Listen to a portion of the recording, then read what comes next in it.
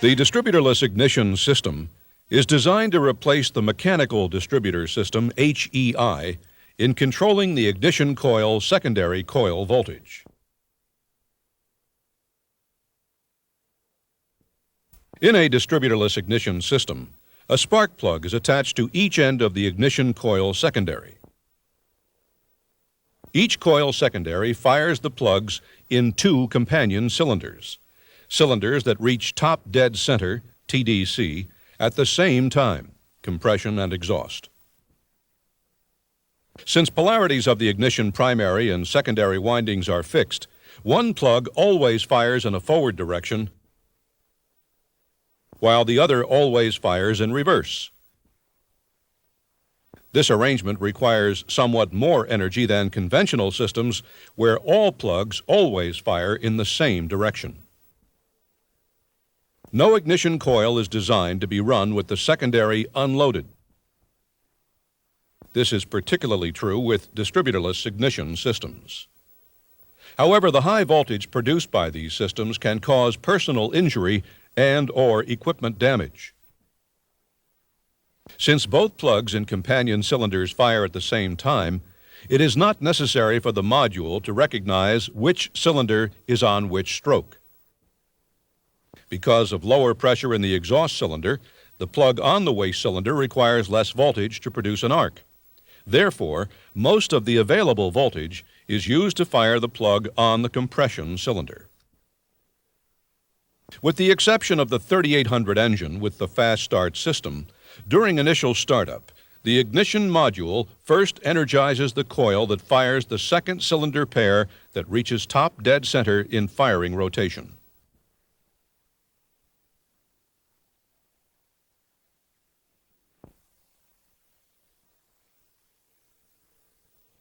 The new breed of General Motors vehicles are equipped with state-of-the-art DIS, C3I, or IDI systems.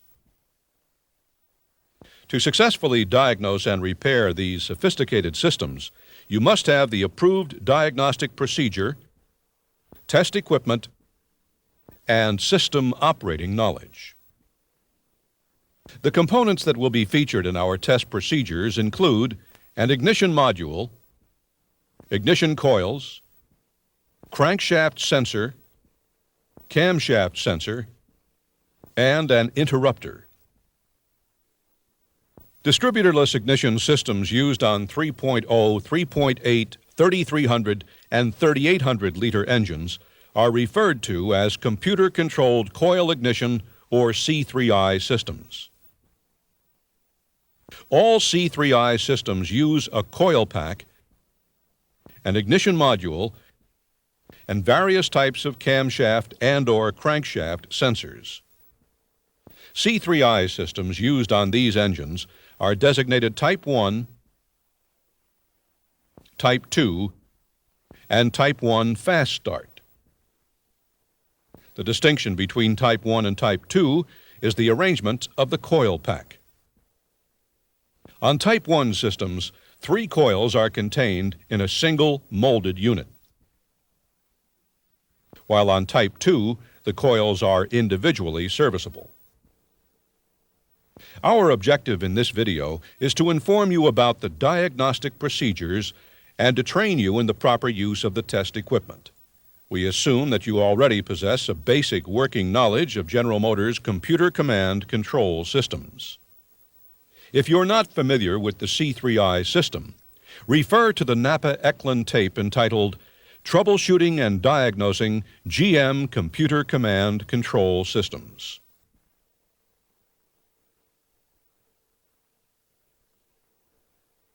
The vehicle that we will be testing is a 1991 Buick Park Avenue with a 3800 engine.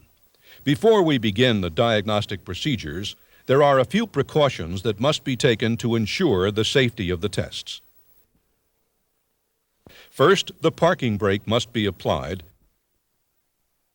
and the gear shift must be placed in park. An exhaust hose is then attached to the tailpipe, and a wheel chock is placed behind a rear wheel to prevent accidental movement of the vehicle during testing. The engine coolant temperature must be at normal operating temperature, 195 degrees or higher, before any diagnostics can be performed. The Service Engine Soon or check engine light should be functional when the ignition is turned to the on position. After starting the engine, the Service Engine Soon light must turn off and remain off. If the Service Engine Soon light remains illuminated, this would indicate that there are existing service codes stored in the ECM that must be diagnosed and repaired before other tests are performed. Use of the Service Engine Soon light enables you to retrieve service codes from the ECM by jumping the assembly line diagnostic link, ALDL connector.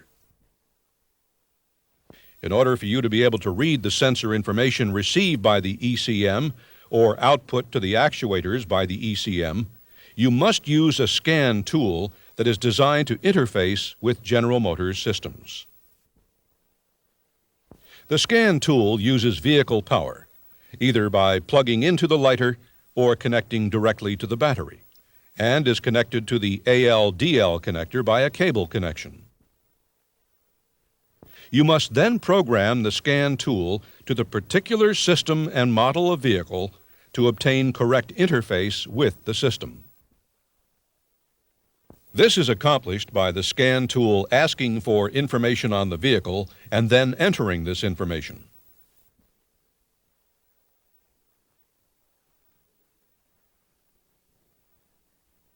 With the engine off, you can now scroll the scan tool for system serial data and record this information to be used later during system diagnostics.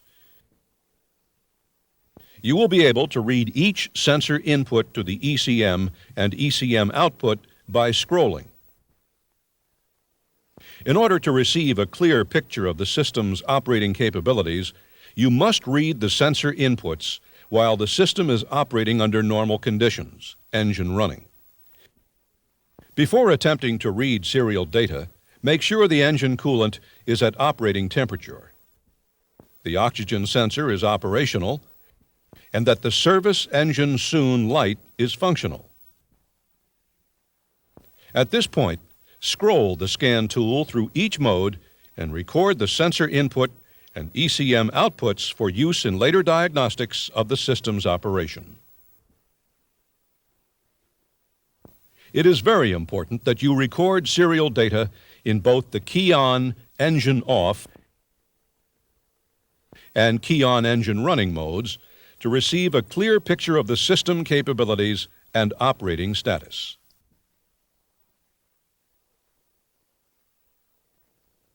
Before beginning any diagnostics, the battery must be tested for voltage. Use a digital volt-ohm multimeter and using the DC voltage scale, measure battery voltage. The reading must be between 12 and 13 volts for the system to operate properly. Compare the reading with the specification in the Diagnostic Manual Test Procedure. You can now check individual system operation capabilities by using a diagnostic manual and the serial data that you recorded earlier with the scan tool. The camshaft position sensor is located in the front of the engine block behind the water pump pulley. The next step is to disconnect the connector from the sensor as shown here. Then, using a diagnostic manual, you must find the test applicable for the cam sensor. During cranking, the ignition module monitors the dual crank sensor synchronization signal. The synchronization signal is used to determine the correct cylinder pair to spark first. After the synchronization signal has been processed by the ignition module, it sends a fuel control reference pulse to the PCM. When the PCM receives this pulse, it will command all 6 injectors to open for 1 priming shot of fuel in all cylinders. After the priming, the injectors are left off for the next 6 fuel reference control pulses from the ignition module 2 crankshaft revolutions. This allows each cylinder a chance to use the fuel from the priming shot. During the waiting period, a cam pulse would have been received by the PCM. Now the PCM begins to operate the injectors sequentially, based on true camshaft position. However, if the cam signal is not present at startup, a code 41 will set and the PCM will start sequential fuel delivery in random pattern with a 1 in 6 chance that fuel delivery is correct. Conditions required for code 41. Engine is running. Cam signal is not received by PCM for last 5 seconds. To begin the test, with the key off, disconnect the cam sensor harness connector from the cam sensor. Turn the ignition to key on engine off setting for this particular test. Using a digital volt-ohm multimeter, measure voltage between the harness connector pins AB and BC. The reading for AB should be between 5 and 7 volts, and the BC reading should be between 8 and 11 volts. If the readings fall into these specific areas, then you may proceed on to the next step in the diagnostic flowchart if code 41 was present. There is also a chance that the reading will not be within specifications. If this is the case, refer to answer no and proceed to the next diagnostic chart box referred by the no answer.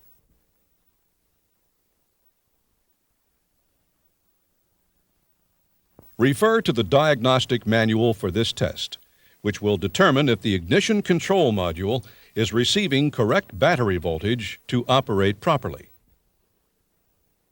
To prepare for the test, loosen the module connector bolt and remove the harness connector from the module.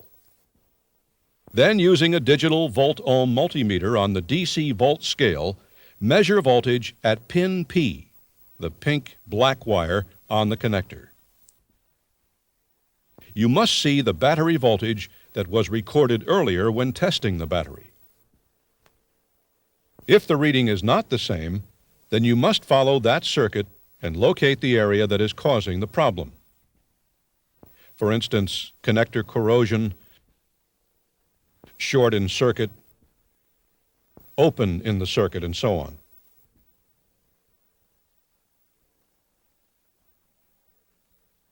The next test is to be done on the manifold air temperature, MAT, sensor.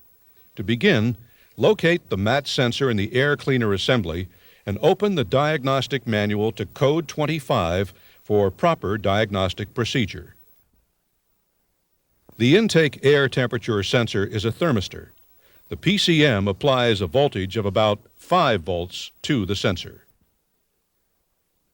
When the air is cold, the resistance is high, and the PCM will measure a high signal voltage. If the air is warm, the sensor resistance is low, causing the PCM to measure low voltage. Code 25 will set if signal voltage indicates an air intake temperature greater than 103 degrees Celsius, 218 degrees Fahrenheit. If vehicle speed is greater than 35 miles per hour, or if both of the requirements are met for at least 5 seconds. Code 25 does not illuminate the service engine soon light. The test procedures are as follows. Install the scan tool. Make sure the ignition is in the key on engine off position. Now observe the manifold air temperature intake air temperature on the scan tool. The scan tool should display a temperature below 103 degrees Celsius, 218 degrees Fahrenheit. Does it? Yes or no? If the display does not fall within this temperature range, then proceed to the next chart following the arrows after the no answer. At this point, you'll be asked to disconnect the IAT sensor. Then observe the IAT temperature on the scan tool. It should read minus 40 degrees Celsius, minus 40 degrees Fahrenheit. Does it? Yes or no? If the answer is yes, then you have a faulty IAT sensor and it must be replaced. After you have installed the new component, retest.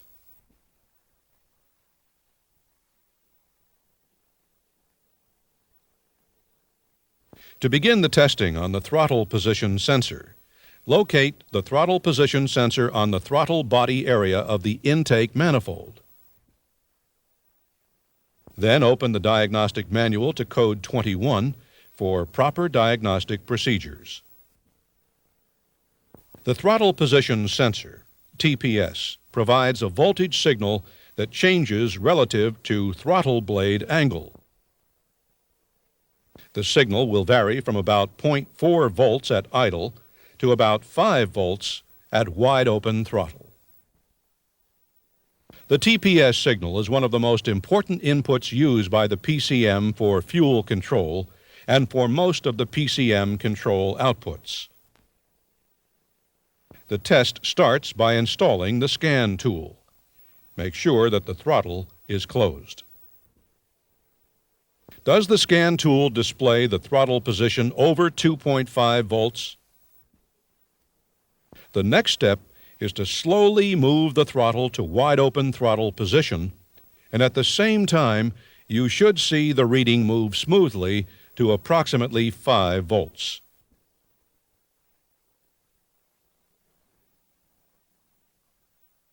If either of these two actions does not meet specifications, then follow the flow chart to the next procedure.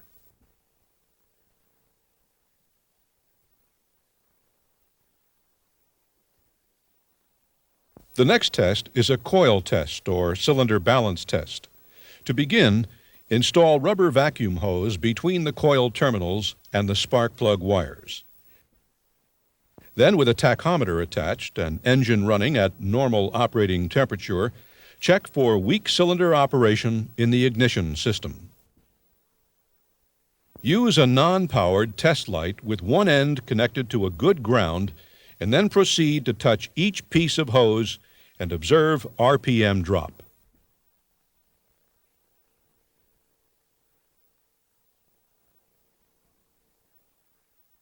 The correct drop is approximately 100 RPM change per cylinder if the system is functional.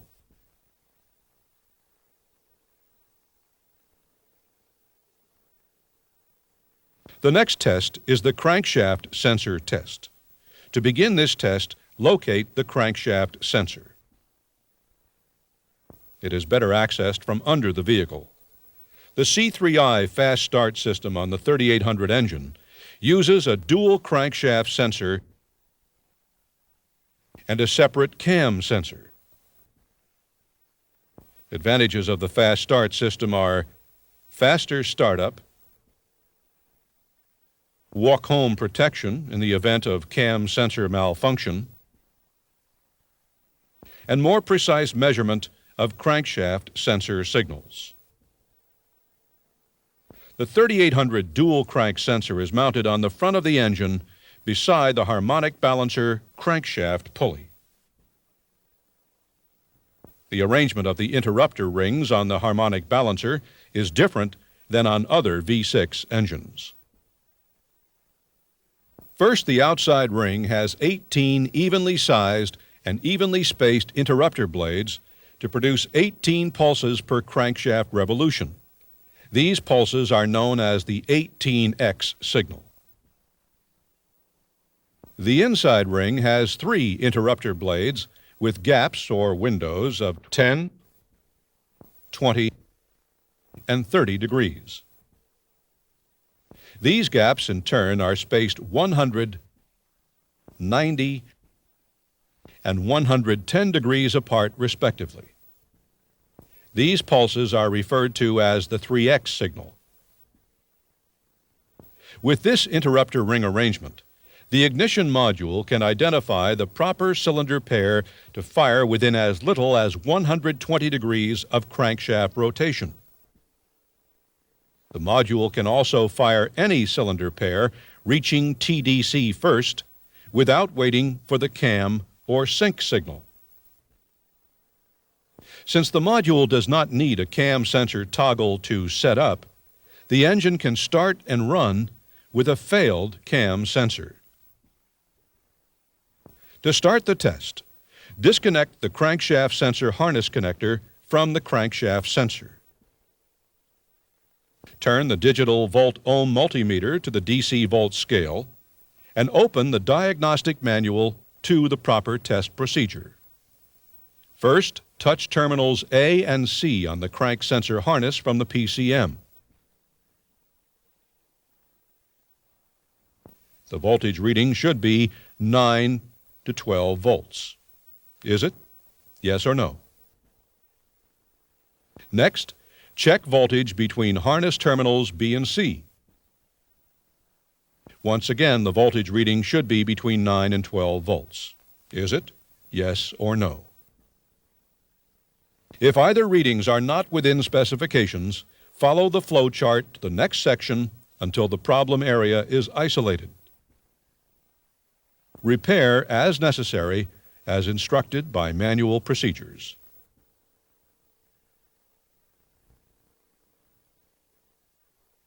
The IDI system is different from other distributorless systems because it has coils mounted in a housing which connects to the spark plugs.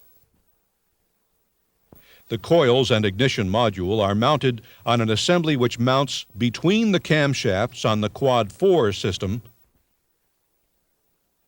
or attaches to the camshaft cover on the single overhead camshaft engine.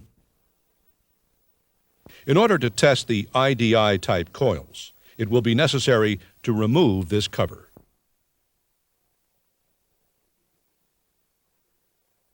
Once this is removed, insert spark plug jumper wires between the coil connectors and the spark plugs.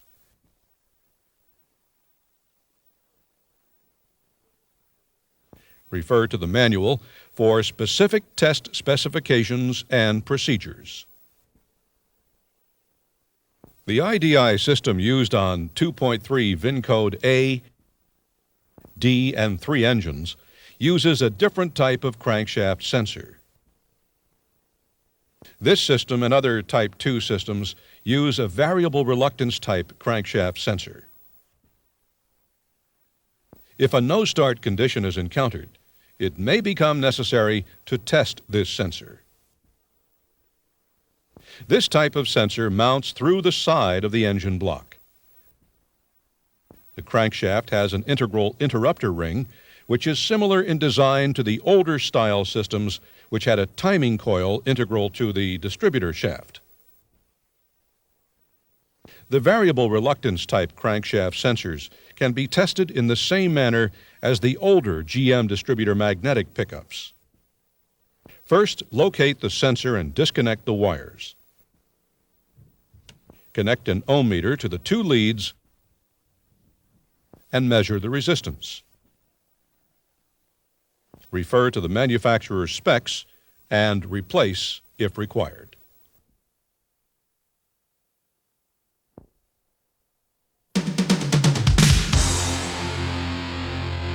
This concludes our clinic on the distributorless ignition systems. Hopefully, this presentation has better prepared you to diagnose and service vehicles equipped with this system. We hope that you will join us again for another in the series of NAPA ENunn technical videos.